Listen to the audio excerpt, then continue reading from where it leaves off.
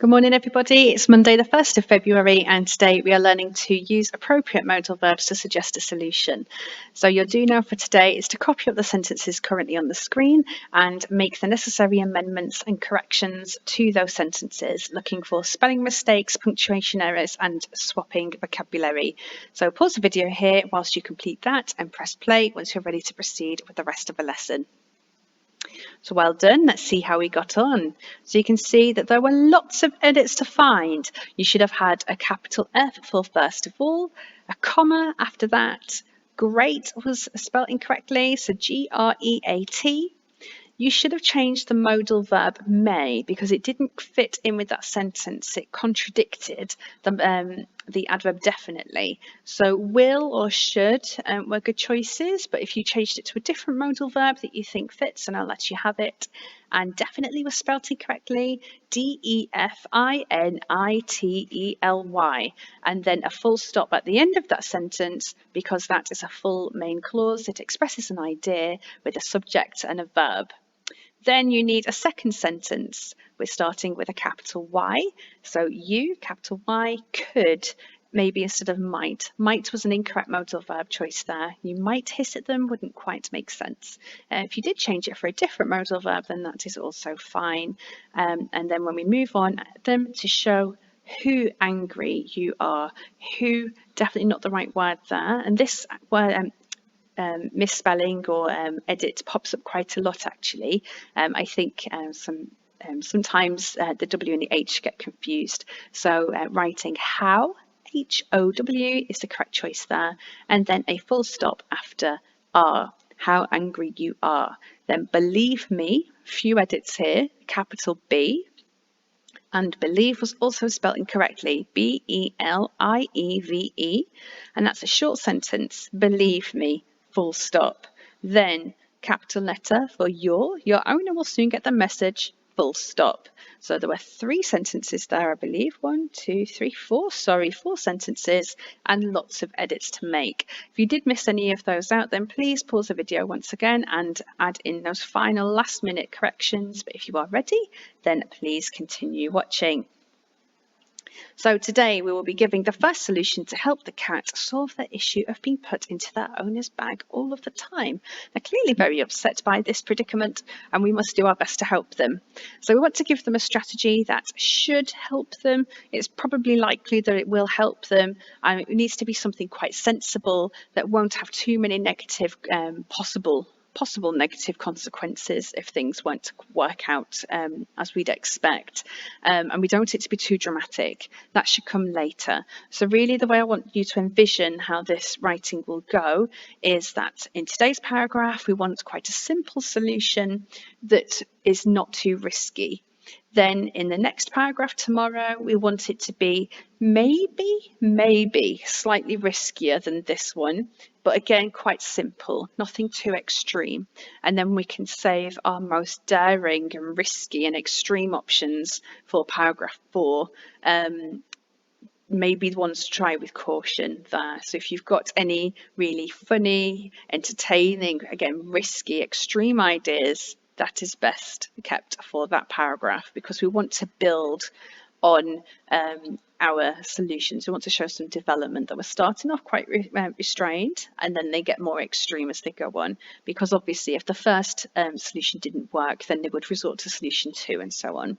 But remember, really important that you are only writing one solution today, and that's here. This is today's writing. These 2 are not today. Only one solution today, please.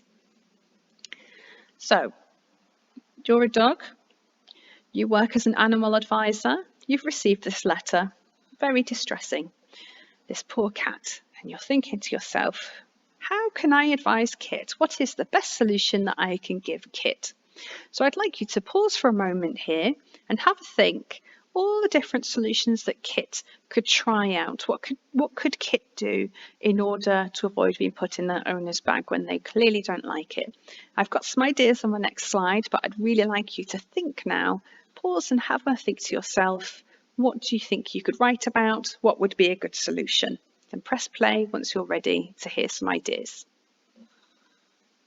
Okay, Great. So I've got 4 that you could use. However, if you've got one that you're feeling confident with and you think would work really well and it's your own idea, then definitely go for that one. You absolutely should. It's always far better for you to use your own unique ideas. Okay. So if you are struggling for inspiration and you're not too sure what to write about, then you could maybe have suggest that Kit makes weird noise. That's the one I'm going for. That's what I'm going to be writing about today. Maybe scratching the owner when Kit's being put into the bag. You might think that's more of a solution too, and it builds on the first one. That's up to you. Maybe hiding whenever the bag is seen, or whenever the owner gets the bag or about to put them in the bag. Maybe Kit could run away or hide in the house. And possibly maybe hissing at the owner as well, just to show them that they're really not happy. But again, if you've got your own idea of what you want to use and kind of a sequence how that would fit in with your letter, then definitely go for yours. Right, so having a look now at the modal verbs. So this is our WALT today. We want to make sure that we are selecting them carefully. We've done a great job with that last week, sorry. So we want to make sure that we are continuing with that as well. So there's 2 things to think about here, and really there's no right or wrong way in which way you go about it. So I've already said that solution 1 should be one that I think is quite likely to work, because it would make sense that you would put them in order of effectiveness, and then your final one would be the extreme one. So the modal verbs that sound most confident. Well, obviously we have our higher modality verbs here. So these ones might work really well for this solution. But then also we did some work in the previous lesson about starting off our letter with a really engaging and friendly and informal tone to sound really conversational and chatty and approachable. And we've done a fantastic job with that. We've really established that tone of voice from the very beginning. And in order to maintain that, you might think about, even if it's not all lower modality, but certainly using some of them, so then it sounds gentler, it sounds more approachable, it sounds kinder, to say, oh, you could suggest, or you may want to consider, you might think about. And it's really hedging your words a little bit more, so it does sound like you're coaxing the reader into trying that solution rather than being really bossy. You must try this, or this will definitely work. Again, it's about the balance, and that's about what tone you want to create in your work. But again, we want to see a range of modal verbs, and as long as they make sense and they are chosen appropriately, then that is up to you how you think that should work. So we've got the model that we looked at last week here. There aren't actually too many modal verbs in this one, but that doesn't mean that we can't use plenty in ours today. So where is the model met the WALT? Why should I pick? Well, if you only have a couple of opportunities to use a modal verb, and as long as it's done well, then that's great. That's all we want to see. We want to see a well-written paragraph, but that has the right tone, that has parenthesis, that has all of the other skills in it, but we're just looking out really particularly for modal verbs, but again, 2 is fine. So I've got here my red section. This would surely capture your owner's attention, and then here I've got you could stick out your nose. So these ones are slightly softer. This one especially you could stick out your nose. And again, it's a little bit more, it's just hedging. It's not that it's hesitant, it's just keeping that friendly tone. So not too many in this one, but remember, don't forget parenthesis, don't forget fronted verbules and so on. So I know that I saw some brilliant examples last week of remembering those dashes at the end to tag on a little aside or a little thought. So we definitely still want to see all of that in your writing today. So at this point now, if you haven't already, please get a pen or a pencil, whatever you normally write with, and some paper, and then settle yourself down. We're going to go through the model together, and I'll show you how to meet the steps of success as well. So just pause the video here if you need to get your things ready. If not, then please continue watching and I'll take you through the process in just one moment. Great, so now we're ready to start writing. So you can see that I've also got my vocabulary sheet here as well. This is available to you on the home learning document in the writing box. So I've got some ideas of how you can introduce a solution, little sentence starters with the modal verbs in each coloured section, and then every paragraph we're going to try and do a different justification. So today's is going to be with a rhetorical question, and there is a shortened version at the bottom as well. If you want something just a little bit simpler, I'm going to write something that's a little bit wordier, and I'll keep referring to this as we go. So we've got our 3-step solution. So we're actually just going to say what we think our audience, our reader kit should do. Then we want to explain what that means to clarify that, because it's not enough just to say, okay, you need to do this, end of paragraph. We need to actually explain why that's a good idea, how it works. And then our justification, again, oh, I've forgotten my brackets, sorry. Silly me, we know they come in pairs, don't we?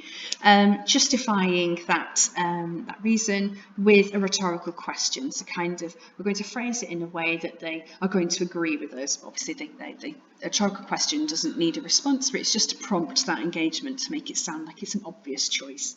So our solution. So because it's our first one, we can think about different ways to introduce it being the first idea. So in the vocabulary sheet, I've got sentence starters. The first thing you should try is, before you try anything else, you must. So we can make it sound like it's a really obvious first choice, that, you know, before we even think about doing anything, have you tried this? You could probably start by trying. So this is more like a hedging, hesitant version with the could. One solution that should bring you success is, and then you just state what it is. I'm going to go with something a bit different. You can use firstly, you can use first of all, you can use those openers. I'm going to use initially. My initial idea, initially. So initially just meaning the first idea. Initially, then a comma. Initially, you should try. So I'm being a little bit more forceful. You should try. And then, as I said, I want Kit to make weird noises. You should try making weird noises, bizarre noises, high-pitched noises. You can be clear on what you want those noises to be. It might be a yelp, it might be more of a howl, it's up to you. It might be a cry if you want to go with this idea, but whatever you've chosen from before, you want to state what it is here. Initially, you should try making weird noises. And if I put a full stop here, it's just very flat and it's not very specific. So I'm going to use the conjunction when to make this more of a complex sentence and be really specific about when they make the noises. Otherwise it could just mean at any time, all the time, and then the owner might think there's something wrong with the cat and take them to the vets, and that's not what we want. We want to make it clear that it's the bag the cat doesn't like. So you should make weird noises when they put you inside the bag.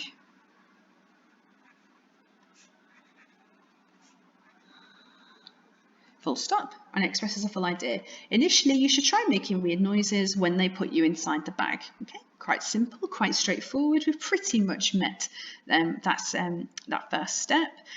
You could be a little bit more forceful with the language here. Put like lock or cram if you wanted to be a bit more emotive. I'm just going to go for put. And then I just want to explain it a little more. I know we do have an explanation step, but I'm just going to say by this, because I want to make it a bit more conversational, a bit more informal, a bit more engaging. By this, I mean really, and I said in the last lesson, it really is a good adverb to use to make things sound informal, and using parenthesis to emphasize really. And you can use exclamation mark with that if it doesn't relate to the rest of the sentence, because I don't want this sentence to end in an exclamation mark, so I'm putting an exclamation mark with the really. Don't overdo this technique, otherwise it's very clunky, but it's just an example of how you can make it informal. I mean really, really has to be really high-pitched, and annoying. And annoying. And I've used noises already, sounds. Okay, and then I've given my solution. I'm pretty happy with that. It's quite informal, it's quite conversational, it's pretty clear though as well what my solution is. So I'm done with my step 1, so I'm moving on to step 2, just going to explain it a little bit more explaining how it's going to work and why it will work. So again, if I go back to my vocabulary, my explanation, your owner will soon realise, using another modal verb there, making it sound really likely that it's going to be effective.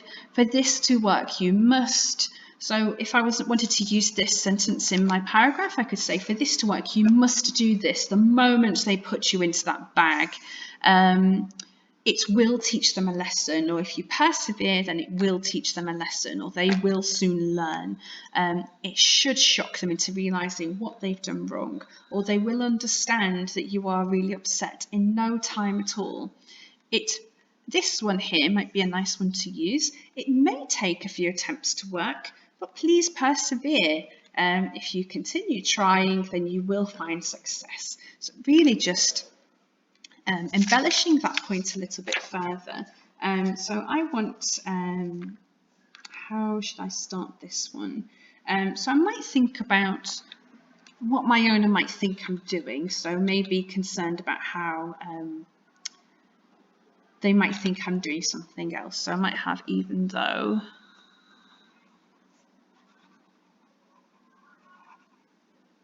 Even though your owner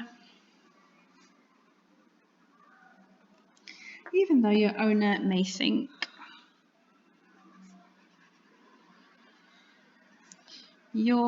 what sort of your do we need here, do you know? You apostrophe RE. Even though your owner may think you're attention seeking,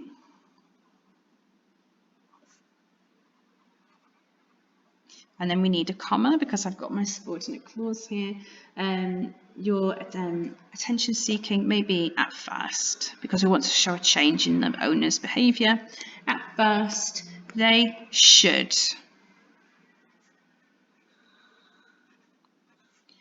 They should soon realise. They should soon realise that again, these contractions do make it seem more informal, that you're irritated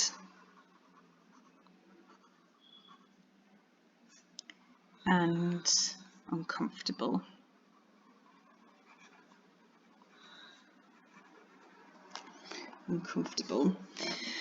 I could make it more specific. I've said inside the bag here. Let's just see how that would sound. Initially, you should try making weird noises when they put you inside the bag. By this, I mean, oh, sorry, if you notice, dearie me. So this is why it's so important to read your right back. I've put the comma in the wrong place.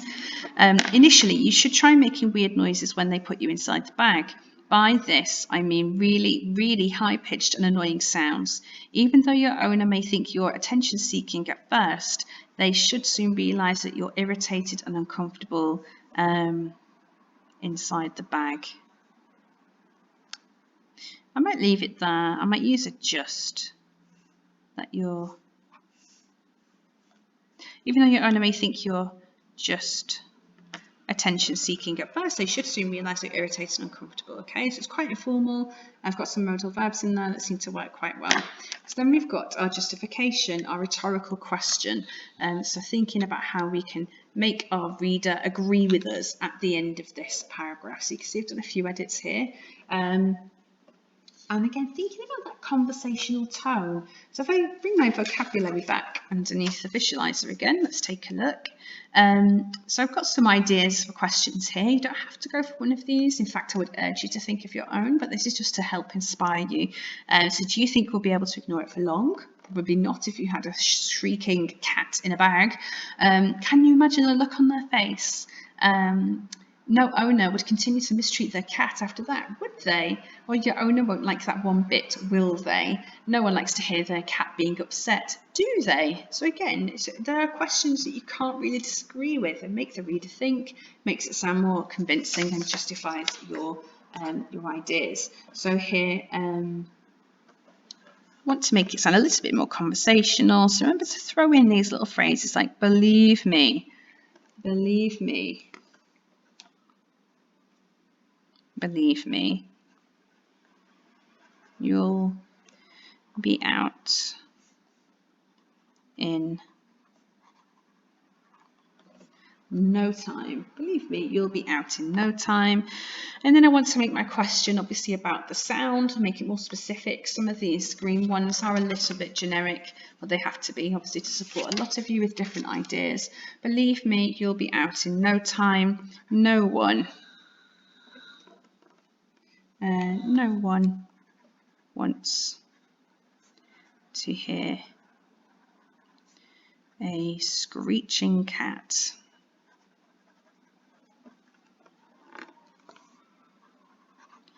When they sit down to watch the TV. So an abbreviation here, informal again, the TV, do they? And then I am quite happy with my paragraph. I think it's informal. I've got some modal verbs in there. Let's just see what I would pink if I was marking this in school. You should try making weird noises when they put you inside the bag. By this I mean really, really high-pitched annoying sounds. Even though your owner may think you're just attention-seeking at first, they should soon realise that you're irritated and uncomfortable. Believe me, you'll, so I suppose I can pink this because this is a contraction for will. You'll be out in no time. No one wants to hear a screeching cat when they just sit down to watch the TV, do they? So I've used a few in this one, more than in the model, which is fine. I would say that's about the maximum you'd need. It doesn't sound like it's overly done. You might find that you fit a few more in the green section, but really it's just specific to your writing. But what I think is really nice about this genre is that it's so easy to put in your own ideas, and it's so easy to make it your own. So again, please make sure that you do take a look at the vocabulary sheet if you are struggling for ideas and inspiration. And now you've seen my model, hopefully that has also triggered some creativity in you, and you know how to innovate it and how to express your own ideas as well. So just that for today, just the one example, just one solution, sorry. Please make sure you do upload it to Seesaw and that you do give it a careful read through afterwards. Read it out loud to yourself. I mean, I've spotted my comma in the wrong place here. I've changed around my words quite a bit as well, and almost made a mistake here. Let me just make that a bit clearer, that is a full stop. And yes, so really looking forward to seeing these. They were great last week, so please keep it up and have a lovely day with the rest of your home learning. Take care, everyone. Bye-bye.